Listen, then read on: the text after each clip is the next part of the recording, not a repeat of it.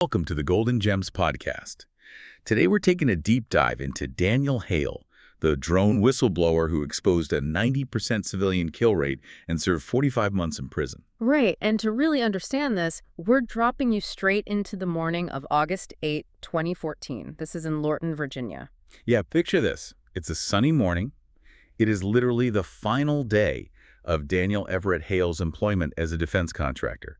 He's just 26 years old at the time, and the FBI arrives at his door. But they don't arrive with that cinematic violence you might expect. You picture a raid on a national security target and you think, Doors getting kicked in at midnight, flashbang. exactly. But there's none of that. Instead, it is characterized by this terrifying bureaucratic silence. They swarm his small residence like accountants of the state, just systematically extracting the digital debris of his life. They took his computers, his thumb drives, his phone.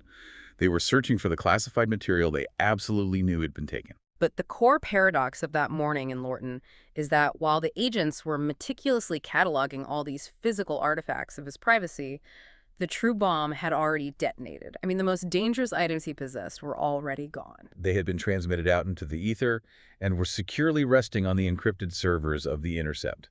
So Hale just stood there watching this raid unfold, knowing full well that he had already severed a vital tendon of the American security apparatus. And for you listening, that brings us to the mission of our discussion today. We are looking at the modern security state, the psychological architecture of the drone war, and the incredibly heavy personal price of uncompromising truth. To really grasp the trajectory of Daniel Hale, we have to look at his genealogical foundations. He was not born into a coastal elite family or the traditional political intelligentsia. He was very much a product of the American interior. Raised in Nashville, Tennessee, and the rural stretches of Appalachia, he grew up in a really suffocating fundamentalist household. Right, and in that specific environment, unquestioning obedience was equated directly with survival. That's a crucial psychological baseline. It is. When you look at his early life, his enlistment in the United States Air Force in 2009 takes on a very specific context. The military was not a geopolitical crusade for him. He wasn't joining out of some fierce ideological drive to police the world. It was a structural escape. He was broke, he felt totally trapped in this strict religious environment, and the Air Force was simply his ticket out. He essentially traded one rigid hierarchy for another.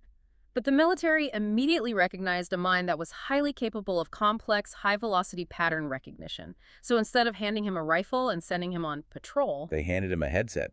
He was trained as a signals intelligence analyst, or SIGINT. And this is where the reality of modern warfare shifts drastically from what most people picture.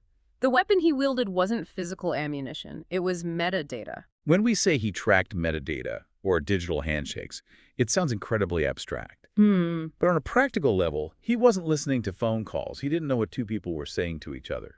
No, he just knew that cell phone A connected with cell phone B at 2:0 a.m. in a specific remote valley, or that a particular SIM card pinged a cell tower near a known militant compound. He actually learned Pashto and Dari, but the heartbreaking reality of that is he didn't learn those languages to converse with the people of Afghanistan. He learned them to track frequency spikes. He was placed inside the most sophisticated surveillance architecture in human history, where intelligence gathering was reduced to plotting pixelated coordinates on a screen. And in 2012, that training takes him to Bagram Airfield in Afghanistan's Parwan province. For those who aren't familiar with it, Bagram wasn't just a dusty outpost. It was essentially a massive city-state of steel and concrete. A fortress defined by air conditioning and the constant hum of servers just dropped right into this ancient landscape. Hale worked inside a SCIF, a sensitive compartmented information facility. Picture a windowless room with recycled air and harsh fluorescent light. He worked 12-hour shifts there, tracking kill lists for the Joint Special Operations Command, JSOC, using live feeds from MQ-9 Reaper drones. The physical and psychological disconnect there is profound. He is sitting in this highly sanitized room, watching men thousands of miles away drink tea, play with their children, go about their daily routines, all before orchestrating a lethal strike. And the fundamental realization that began to erode his conscience was that they weren't tracking human beings. They were tracking what the military called selectors. Right, a selector being a unique serial number tied to a SIM card or a handset. So when they fired a Hellfire missile, they were essentially targeting a phone. Operating under the massive assumption that the right person was holding it at that exact second. Oh. Which brings up the deeply flawed reporting mechanisms they used. They used a designation called EK. enemy killed in action. This was a concept known in the drone operator vernacular as the jackpot, the successful neutralization of a high-value target. But the elasticity of that ICAIA designation is horrifying. When a missile was fired, any military-age male who happened to be standing in the blast radius was retroactively labeled an ICAIA. Yes, unless someone could posthumously prove that the person killed was a civilian, was obviously a forensic impossibility in a remote Afghan valley. You were classified as an enemy simply by proximity to the blast. The logic of the strike completely dissolved the concept of innocence. It created this self-fulfilling loop where the civilian casualty numbers were kept artificially low on paper simply because the dead were automatically reclassified as militants. That brings us to a specific defining incident in 2012 that totally shattered Hale's ability to compartmentalize this work. He was tracking a vehicle believed to be carrying a car bomb manufacturer heading toward the Pakistani border. The drone locked on to the heat signature of the car. The order comes down through the chain of command, and the drone, which is piloted by someone sitting at a console in Nevada, fires a Hellfire missile. The forensic reality of what happens next is devastating. The blast wave shatters the chassis of the car. As the dust clears, Hale is watching the high-definition feed in real time. A man stumbles out of the driver's seat, but then a woman emerges from the passenger side. She frantically reaches into the wreckage of the back seat and pulls out the bodies of two young girls. The man they were hunting, the actual target, survived the blast, but one of those young girls, who was just 5 years old, died from shrapnel wounds. The other was severely dehydrated but survived. Hale is sitting in the absolute silence of the SCIF, watching a mother pull her broken children from the wreckage of a so-called precision strike. And then the drone's camera abruptly pans away to a neutral landscape. The military's damage assessment is considered complete. No bureaucratic report could sanitize what he had just witnessed. He saw firsthand the chaotic, bloated reality of the entire targeted killing program. The intelligence was often just triangulating a cell phone that could easily have been borrowed, stolen, or sold to a completely innocent person. And the broader statistics backed up his horror. If you look at the watchlisting system, he discovered that 40% of the people placed on the terrorist screening database had no recognized terrorist group affiliation. None. These broad, sweeping authorizations turned what the government was publicly calling surgical strikes into indiscriminate bludgeons. It was an illusion of precision. So he decides he cannot stay silent. He leaves the Air Force in 2013. But interestingly, he does not leave the intelligence community. He takes a job with the defense contractor Leidos at the National Geospatial Intelligence Agency, the NGA, in Springfield, Virginia. And he secures a top-secret sensitive compartmented information clearance. It was an incredibly dangerous tactical move for his personal safety, but a necessary strategic move for his mission. He essentially became a sleeper agent for the truth. He knew that simply talking about his experiences wouldn't be enough. He'd just be dismissed as a disgruntled veteran. He needed physical, classified proof to show that the horrors he witnessed in Bagram weren't anomalies, but deeply embedded institutional policy. The mechanics of how he actually leaked this information are fascinating precisely because they're so mundane.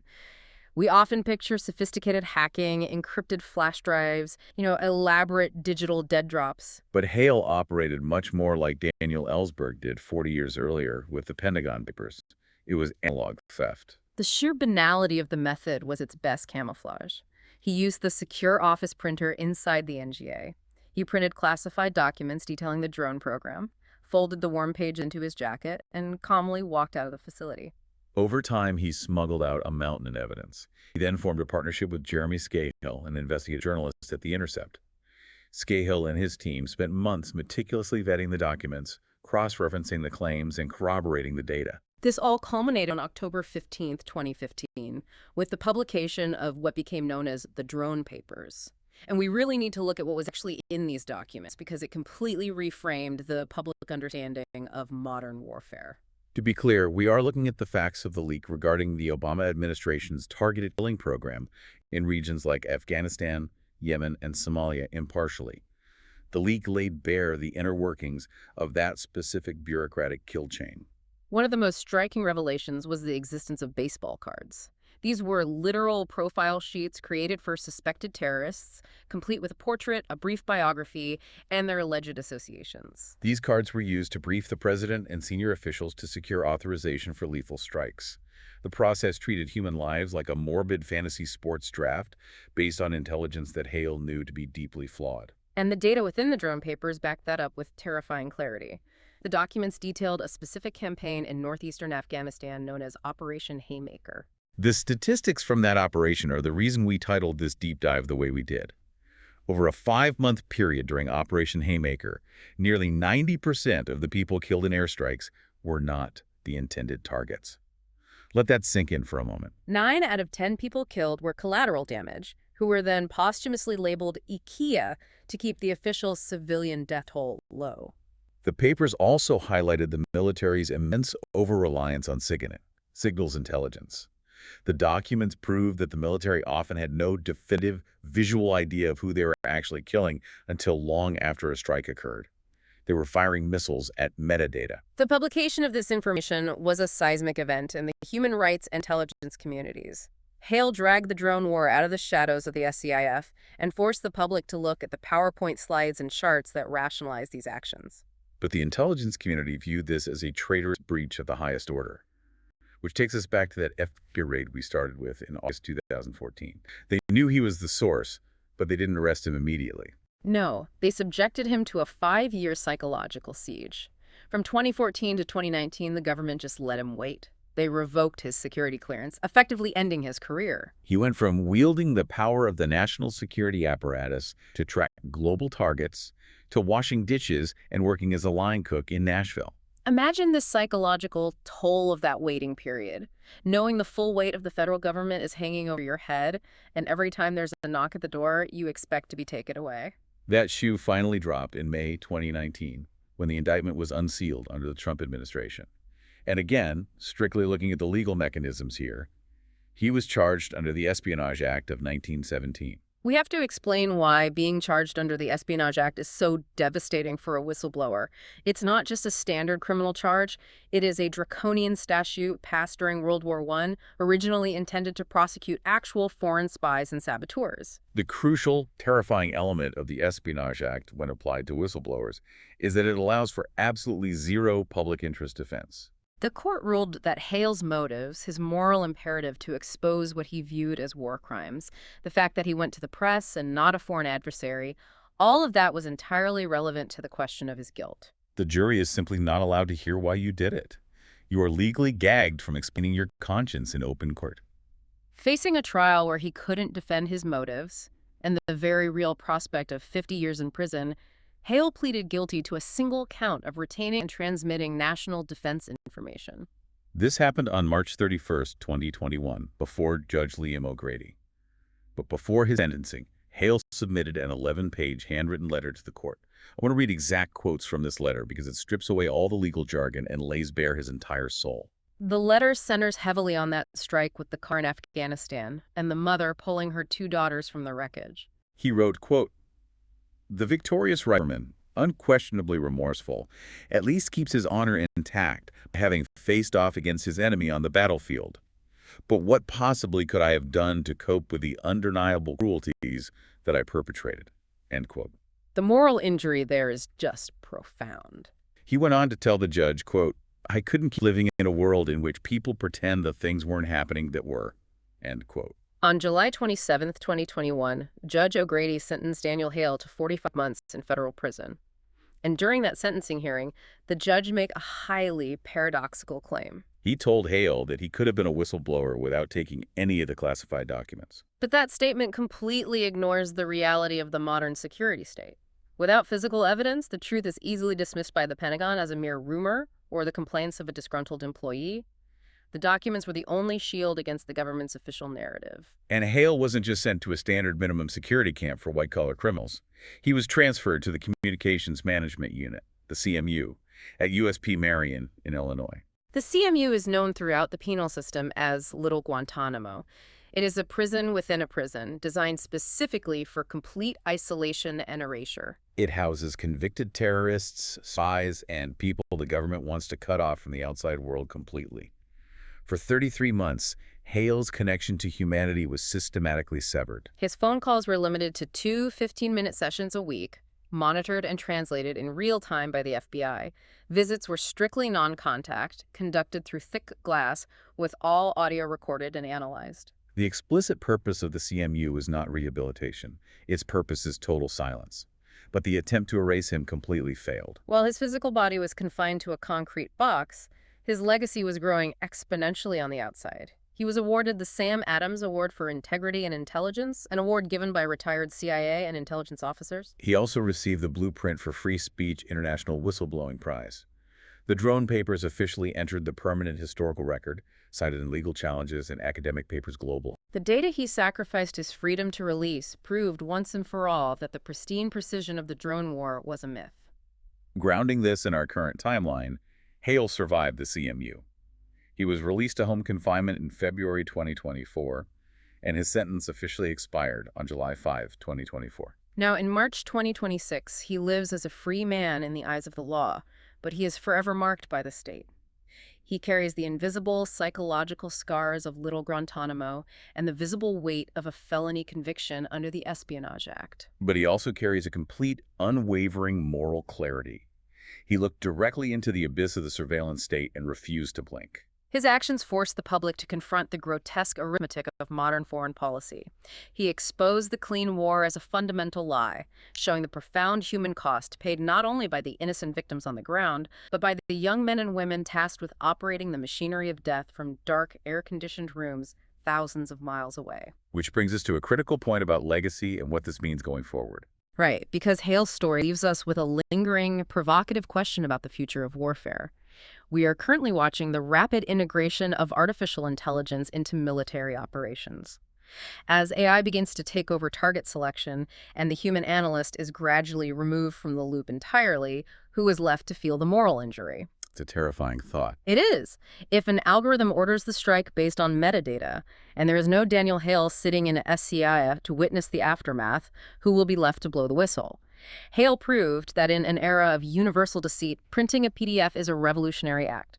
He served his time for breaking the silence. But you have to ask yourself, how does history reconcile the difference between legal classification and moral imperative? And ultimately, who will ever serve the time for the crimes he revealed? Thank you for listening to the Golden Gems podcast. We'll be back next time with another deep dive. Until then, keep exploring, keep listening, and keep celebrating the power of uncompromising voices.